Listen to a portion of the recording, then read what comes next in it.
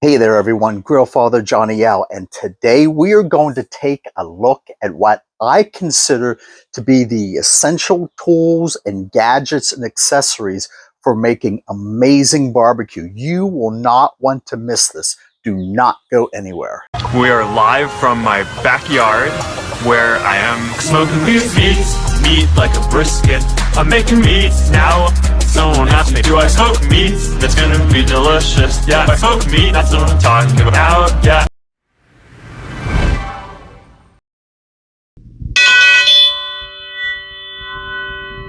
Welcome back. For years, my barbecue tools and gadgets were scattered around the kitchen and in 3 or 4 different places. I found myself putting them away in a different spot each time and just becoming frustrated. And I needed to become more organized and centralized was my conclusion, because the more gadgets that I bought, the more frustrated I became. Now, if you watch my video on how to decorate a barbecue shack or shanty, you'll see that I really emphasize the importance of location. The same holds true for your tools and gadgets. Now, that might mean having to take over the kitchen pantry or another area, and you might get some initial pushback from your spouse. If you do, just put things into perspective and say something like, do you want to enjoy amazing barbecue that will last a few meals, or would you rather fire up the oven instead? And all of a sudden, you might get a response like, well, since you put it that way, take all the space you need, honey. And better yet, how about giving your space a cool name like Q Corner? We'll see what I mean by that in a moment. And sometimes you got to do what you got to do, right? Why don't we go inside and check things out? We're here at Q Corner now, and as I mentioned in the intro, this is what we call the area where we keep all of our tools and gadgets and accessories centrally located. I will go through these items one by one in more detail in just a moment, but for now, I just wanted to show you how we keep things stored in one place here, and also to emphasize the fact that this location is only a few steps away from going outside where the smoker is, and also a few steps away from the kitchen where I do a lot of the filming and obviously preparing the meats and so forth. So again, a few steps away from the kitchen, as well as a few steps away from right outside where the smoker is. A couple of things I just wanted to show you while we're right here. This is a meat smoking guide, and it basically tells you the types of wood, what kind of flavor profile they will impart, and which meats best pair with which types of woods. And then over here, this is another quick reference guide that shows the different smoking temperatures that you should smoke at, and then the finished internal temperatures. So let's go ahead now and take a look in more detail on each of these items. The first item that I want to show you today is a special bucket that I use when making pulled pork. This is a food grade 5-gallon bucket. As you can see here on the side, food grade container, safe for use with food. Got this at Home Depot, and essentially what I do with this is when I take the pork shoulder off and chop it up into smaller pieces on the cutting board, I then put it into this bucket and get out my secret weapon for pulled pork, which is the Porkinator. And this is the generic version of the Porkinator. This essentially hooks up to your power drill, and once the meat chunks go in here, you turn this on, and basically it chops it up into nice fine pieces for you. And this is a match made in heaven for guys, right? Barbecue and power tools. You can't beat it. Next item that I have is just a food vacuum, the vac seal items that I make to put in the freezer. And then as you saw in the first section of the video. These are the liquids that I use when I am making barbecue and also with griddling. And these are all labeled because sometimes these get kind of hard to distinguish which is which. So the W here is for water, and I use this on my griddle when I'm going to clean it. So that's really a griddling liquid. The A is for avocado oil, and this is I use this when I am searing meat and also use it on the griddle as well. The canola oil, it also has a high smoke point. Both the avocado and the canola have high smoke points. And I also use the canola when I am seasoning my cast iron griddle. The olive oil I use as a backup when I need a binder, but I have a more a different type of binder that I use on a more regular basis. But I started out when barbecuing with using olive oil as my binder, but I've switched over. You'll see that in a moment. And then the V is for vodka. And you can't have a griddling session. You can't cook on the griddle without making an onion volcano. And you need the vodka and oil to make that happen. So that's what the V is used for, and it's not used for drinking. I can tell you that. Next item, you can't have enough of the black nitrile vinyl gloves, and they are essential, and I go through a ton of these. And this is a special headlamp that I use for when I am taking meats off late at night and it's really dark out, or putting meats on first thing in the morning when it's really dark. And this essentially goes around your head, and this part goes where where your forehead is, and it frees up your hands. It gives off a lot of light, and it's really an essential tool. If you're out early in the morning when it's still dark or late at night, this is a great tool to have to free up your hands. Now, this is just some apple cider vinegar that I use. This is my go-to spritz. Over here are my fire starters that I use when getting my smoke box up and running.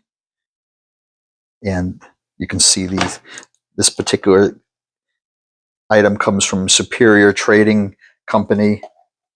These are probe wipes, and I love these. So in between times that I am checking the temperature of the meat, I just grab one of these and do a quick wipe on it just to keep the meat thermometer probe nice and clean. Then over here, this is what I use to help monitor the temperature inside the smoking chamber. This is an old-fashioned thermometer, and I just like it because it gives me really accurate temperatures. I put this right near where the meat is in the chamber. And this is duck fat. This is my go-to for binders, and you'll see that in just about every one of my videos. So I use duck fat. Again, you can use anything for a binder, but duck fat is my go-to. And then Pam I use for spray coating my grill grates that I put the meat on when I transport the meat in and out. And did you know that PAM is actually an acronym? It stands for Product of Arthur Meyerhoff. So there is your Cliff Clavin useless information of the day, and that's what PAM is. Right here we have cedar planks, and these are essentially for when I'm making salmon, cedar plank smoked salmon. These come from Wildwood Grilling. These next two items are for making beer can chicken. And actually, I don't use the beer can. I make beer can-less chicken, a whole video on that as well. These are the older models that I used to use, but I have this ceramic one now. So this is the one that I use on a more regular basis when I'm making beer can or beer can-less chicken. These are some of the items that I use when I'm making my rub. This is the final product. This is my homemade special rub, and I just keep all of my ingredients together. The garlic powder, smoked paprika, the 16 mesh coarse ground black pepper, and as you know, my rubs are and sauces are low sodium, so I cook and make up those rubs with no salt and the accent as well. And really, I keep my recipe to keep it very simple. There's the onion powder, and the Prague powder is used when I am curing the pork belly to make bacon. And again, the final product of all these spices, the few that they are, is this final product, the all-purpose rub here. I use a sifter. This is a battery-powered sifter that I use when I'm making the rubs. And I used to have the old-fashioned kind, the metal or aluminum, if you will, that you either turned or used the hand grip. And then after a while, either one of those would make your hands start to get sore. So this thing is battery powered, and all you have to do is hold it, and it will sift things out right quick. And then I use my funnel to funnel all the ingredients into here. This is the black mesh, the 16 mesh black pepper that is in this container over here. This comes from Lane's BBQ in Georgia. These are the meat probe thermometers that I use. This one is a wireless meat thermometer, and I use this basically when I am cooking on the rotisserie Cornish game hens or whole chickens. And this comes with 2 probes, and it's not Bluetooth activated, so I don't have to worry about it going out, the Bluetooth going offline or anything. And I use it because the wired probes, you can't do that with a rotisserie cook because the wires will just roll up and it doesn't work. So I use that essentially for when I'm doing rotisserie. These are the probes that I use on a more regular basis, and they are the wired probes.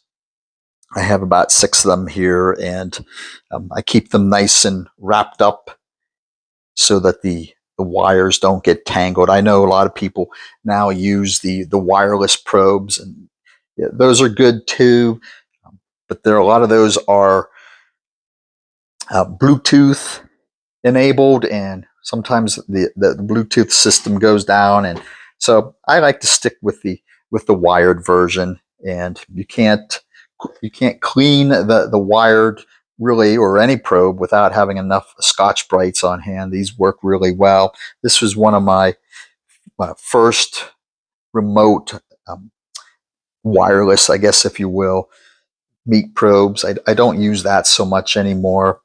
And then we have a meat scale, and I use this primarily when I'm making smash burgers, and I like to measure out each portion of burger to the exact weight. So that's when I use this. Here we have the cutting board that I use in our videos, and then underneath just have some trays that I use to transport meats out. And when I'm doing some chicken or steaks out to the grill, I use these a lot, or to transport different ingredients out to the griddle as well. This is the cooling rack that I use to transport meats, and it sits nicely on top of the grill grates in the smoker. And I also have one here that's a larger version that I put on top of this when I'm cooking brisket. The brisket is often larger than this, so I get this out, and this helps keep the brisket nicely in place in one spot. This is a Japanese knife that my brother-in-law Brent got me for Christmas, and it's a really, really cool knife. It's made by Strong, and I really love it, and it comes with its own protective casing as well. So I use that if I need to cut through chicken bones when I'm cutting up the chicken to get ready to serve. nice sharp knife. These are what I use for my water pans in the smoker. Of course, we have a cast iron skillet, griddle, and love cast iron. I sear, this is basically, I use this to sear steaks, to put a nice sear on my hamburgers or tri-tip or picanha. Love cast iron. If you take care of it, it will last forever. You really have to season it to really keep it in good shape. A few items here that we use for entertaining. Just some cups and barbecue themed cups and placemats and napkins. And we have a set of barbecue plates as well that we use when guests come over. This is my rotisserie that I mentioned earlier, and I have this in a special box here, the motor and this the whole setup. So that's the rotisserie. Simple Green is basically a good cleaner to clean your grill grates with. It's a spray-on. A butcher paper from Reynolds. I like this particular brand because it comes with a nice slide cutter. So I use that. I use that a lot when I'm wrapping up ribs or other types of meat. And this is a system here for coiling up your probe wires. If you don't have the ones that I showed you earlier, you can purchase these online, and these will keep your probes from getting tangled up. This next item here, this is an infrared meat thermometer, and I use this when I am trying to determine if my grill or my griddle is up to temperature, and it'll give you an instant read on what the temperature is. I'll give you an example here. This is showing at currently this table temperature is showing at 72 degrees, so it is instantaneous, giving you a read, and it lets me know if my griddle is up to temperature. But more importantly, this is the world's greatest cat toy ever.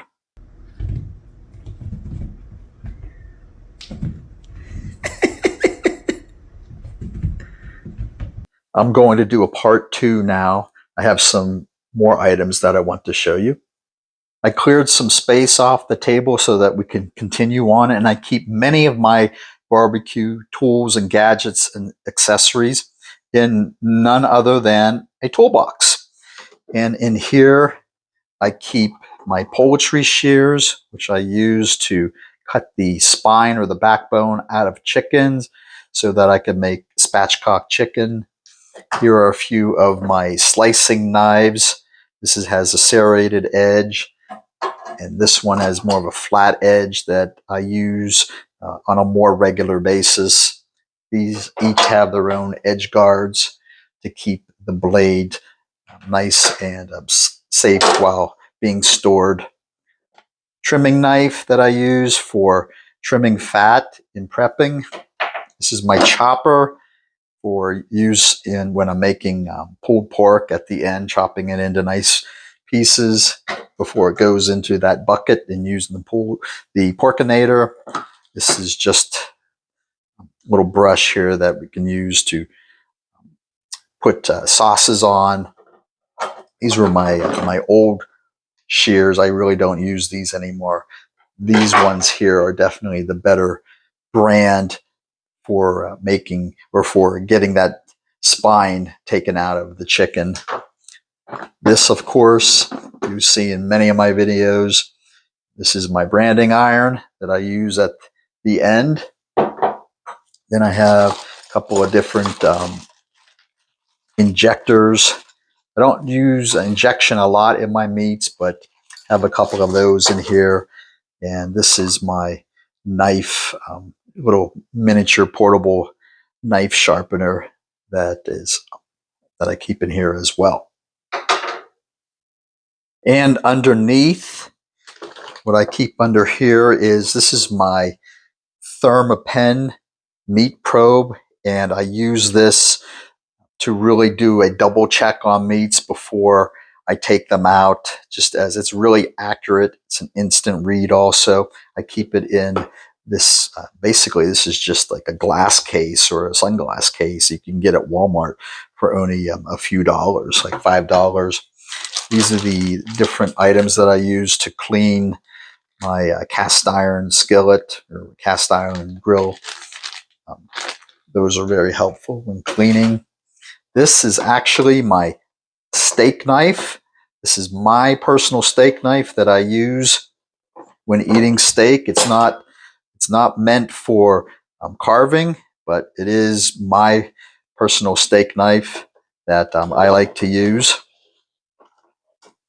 And of course, we have a bacon press, and not only do you use it for holding bacon down on the griddle, but I use this as a weight when I'm searing meat, and this just adds a little bit of weight on the top. I put some aluminum foil on the bottom here just to keep it nice and clean, because you can see all the different little squares in there, and it can be very difficult to clean. So I put some aluminum foil on that, put it on top of the steak or the tri-tip. Just gives it a good, a little extra weight so that it gets a nice even sear on the meat. And then we just have a honing stick to keep the blades nice and straight on the different knives. And then obviously a spatula and tongs. And I use this little mold here when to make hamburgers and to make nice, perfectly round hamburgers. This is my mop that I use when I am putting the mop sauce on top of spare ribs. Oh, brother. Can I help you? Hi, yeah, I'm from PETA, and we've been getting calls that you've been tormenting a cat.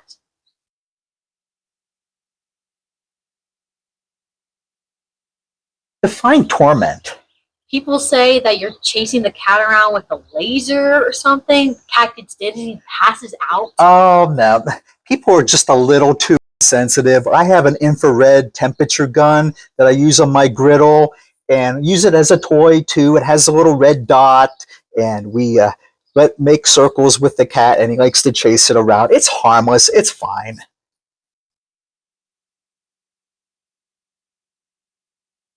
Wait, haven't I been here before?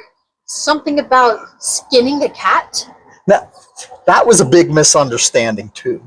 I was doing a video on making briskets, and I made a comment about there's more than one way to cook a brisket, just like the phrase, there's more than one way to skin a cat. That's all I was saying, just making, it's a common phrase, I was just making an analogy. It's all good, it was harmless, it was just in fun. So, hey, but thanks for your concern and stopping by. Take care now.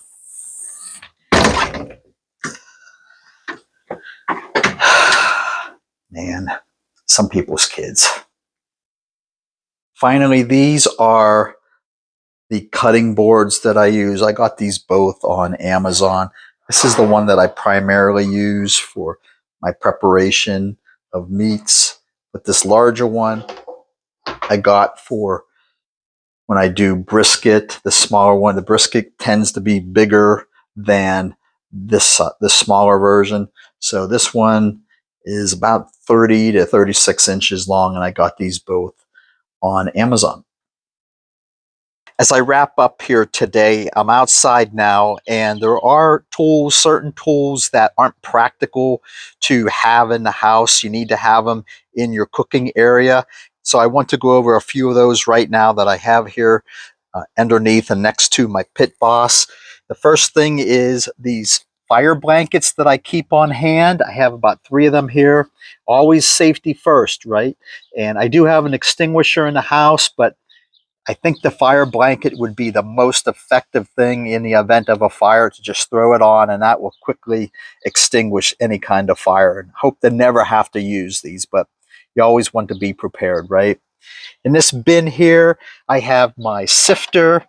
If I decide to sift my pellets and the dust and look for any extra large pellets. I will sift them with this. And then this is my scoop that I use to scoop in pellets or scoop out pellets when the cook is done. Then here we have some gloves, some high heat gloves. And underneath there I have some of my gadgets that I use to scrape the flame broiler plate that's inside the smoker. And then this also as well, a little tool that helps me pull those grill grates out rather easily. Over here, this is just a little protective cover that you can slip your extension cord in case it's raining out. This helps protect the connections. Just a few cups that I use for helping with sifting of pellets or scooping pellets into the smoker, into the hopper, and just a few extra of the drip pans that I keep on hand as well. Over here, just another pair of gloves that I keep handy. And finally, on the smoker, I keep a box of gloves. You can never have too many gloves on hand, especially outside here. Over here, a couple of boxes that I keep on hand. This one is for my torches. And then underneath it is a box that I keep my smoker box in, that I put in my smoker, that I can put my wood chunks in here and get some really good smoke into my pellet smoker. There's a smoke tube in there as well. And this is really an essential tool to have to really produce that kind of offset smoke or type grade of smoke. Just the fire starters that I put in here as well.